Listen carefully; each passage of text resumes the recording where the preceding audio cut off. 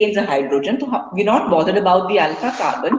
We're actually bothered about the alpha hydrogen. So if I have an alpha carbon which is sandwiched between two carbonyls, if I have an alpha carbonyl, alpha hydrogen which is sandwiched between two carbonyls, I say the acidic strength becomes double as compared to compound which contains only one carbonyl. So which contains only one carbonyl, the acidic strength is going to be less. And when I have two carbonyls and which contains a sandwiched CH2 group, the acidic strength is going to increase many-fold. The reason is because of the resonating structures which can be drawn more, the distribution of charge which is well distributed between the framework of the structures. As a result, the resulting negative character is well distributed because of the loss of the proton, the loss of the hydrogen from the carbon has made the resulting structure more stable.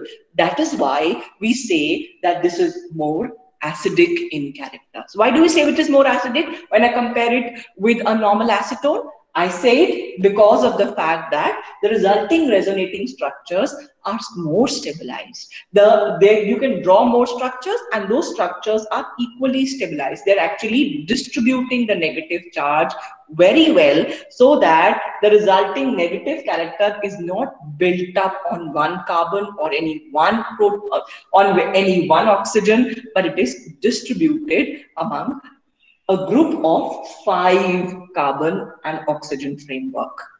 So that is the reason why such kind of compounds are highly acidic in character, which are sandwiched between two carbonyls. And so the first category of compounds of this type that we're going to study, so that was only the introduction that we talked about. So the first category of compounds are called as melonates. Melonates, and it is actually diethyl melonate. It is derived from melonic acid, so it is also called as melonic ester synthesis. So this is the first class of compounds of this type that we're going to study, and you have to learn the structure. So it is basically CH2, which is sandwiched between two carbonyls.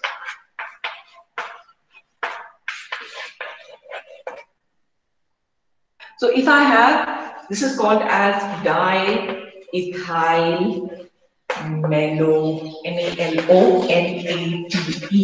It is called as diethyl melonate or melonic ester synthesis. So we're going to exploit this compound to prepare various other organic compounds like we did it for Grignard reagent. I used Grignard reagent as my standard compound, as my central compound to prepare various organic compounds. I am going to exploit this compound as my central compound to prepare various organic compounds. But I must know the importance of this compound. And now, after studying the introduction, after going through the basics of this alpha carbon, which is acidic in nature. Why is it acidic? Because it is sandwiched between two carbonyls, which makes it acidic. I can draw more resonating structures. I can draw well-distributed negative character, which clearly indicates that this melonic ester is acidic in character. So this is the first class of organic compounds that we'll be discussing to exploit the enolates chemistry and to prepare various other organic compounds. So this is called as melonic diethyl melonate, or the topic is melonic ester synthesis. अगर यहाँ पे OH लगा हुआ है इसको कहते हैं melonic acid. ये कहते हैं melonic acid. अब यहाँ पे हमने ethyl groups लगा दिए तो ये ester बन गया. So it is called as melonic ester synthesis. And the compound is called as diethyl melonate.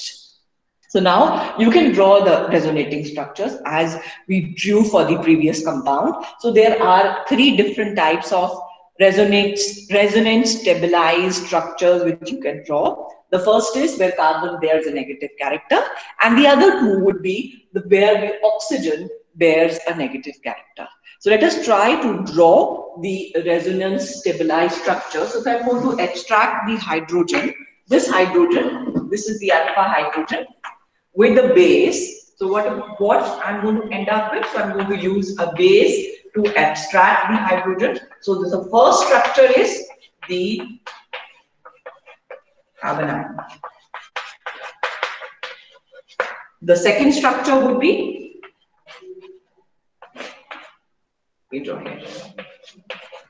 the second structure would be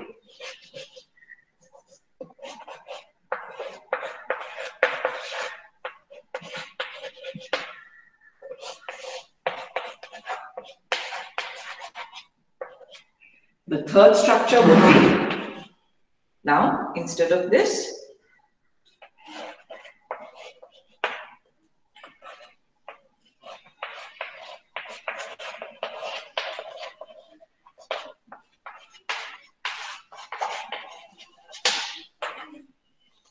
so you can see that there are three resonating structures. Two contain oxygen as a negative character, which are called as enolate. Two contain oxygen as a negative, which are called as enolate, and one is the carbonite. So this is carbon, which bears a negative character. So this is carbanion. This is enolate ion. This is also enolate. So you can draw three resonating structures when I have a alpha hydrogen, which is sandwiched between two carbonyls. So they're going to be more resonating structures, more stability, more acidic strength. So we have clearly seen that the acidic strength of such compounds increases. Why? Because it is sandwiched between two carbonyls and the resulting negative character is well distributed among the three resonating structures. Now let us see why and how this malonic acid or malonic ester is used to prepare various different or various types of organic compounds. So we'll be seeing it in the next class, how the malonic ester chemistry would be exploited to prepare various kinds of organic compounds, and we'll be seeing the first step would be the removal of the proton, and the second step would be a substitution reaction. So I would like to talk about in the next lecture. It's not that we're going to do everything today only. So gradually, we have just seen the basic and seen the importance of such compounds which are acidic in character. Why they are acidic? Because they have a neighboring carbonyl. One neighboring carbonyl increasing the acidic strength, and now I have intentionally put this CH2 group in between two carbonyls. So I am doubling the acidic strength of such compounds, such alpha carbons or such alpha hydrogen, which can be exploited to prepare various kinds of organic compounds. So we'll do it in the next class, how malonic ester synthesis is